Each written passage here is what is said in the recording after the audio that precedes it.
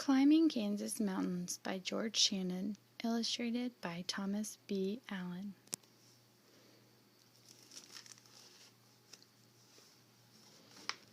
Climbing Kansas Mountains.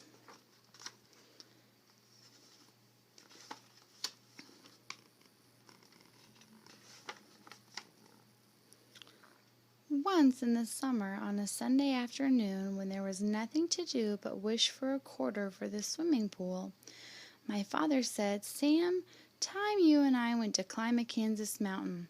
"Sure," I said, and watch pigs fly, like he always did when nothing made sense. He knew Kansas didn't have any mountains. He'd helped me make my flour dough map that barely had a bump.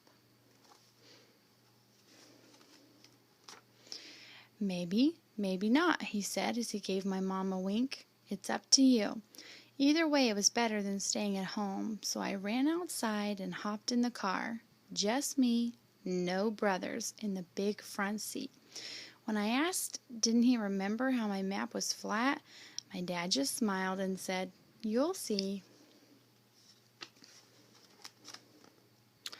But all I saw was the same old thing, house after house in the tiny park, Uncle Roy's cafe, and the grocery store.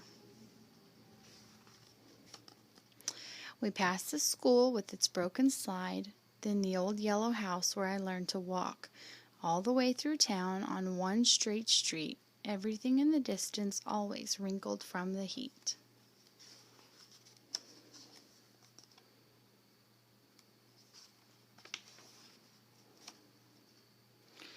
Block after block, then over the tracks at the edge of town to the grain elevators where my father worked, moving shovel after shovel of wheat all day.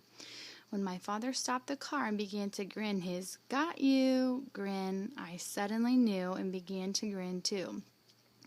"These are the mountains you were talking about? Elevator mountains filled with wheat?" "Why not?" he asked back. "The thing that makes a mountain is a high, quiet view. Are you ready?" "Ready?" Inside as we climbed, my father told me of the times he'd climbed before, like the day I was born, step, step over step, up as high as 8 houses stacked like blocks.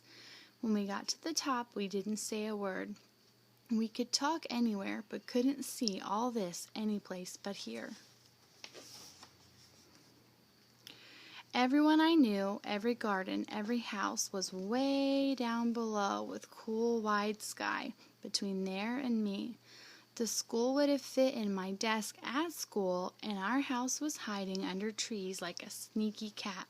Fields of wheat, still gold, and others cut to brown were all as small as our own little square of beans at home.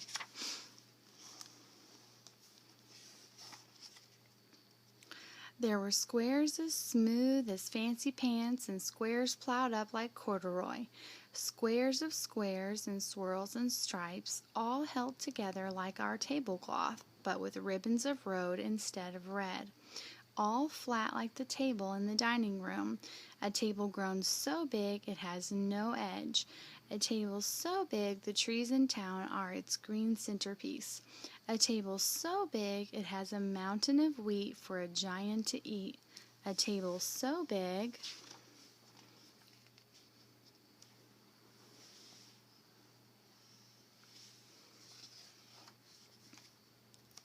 "Ready?" asked my father. "Nearly supper time." "Ready," I said, trying not to grin. "To drive across the table and through the centerpiece." "Do what?" he said.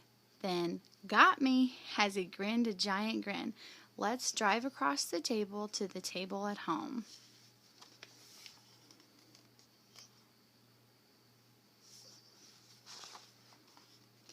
Ever since then, when my father says, "How's about a drive across the table to the mountains and back?"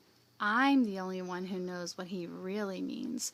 Sharing time together. Just me, no brothers, in the big front seat. The end.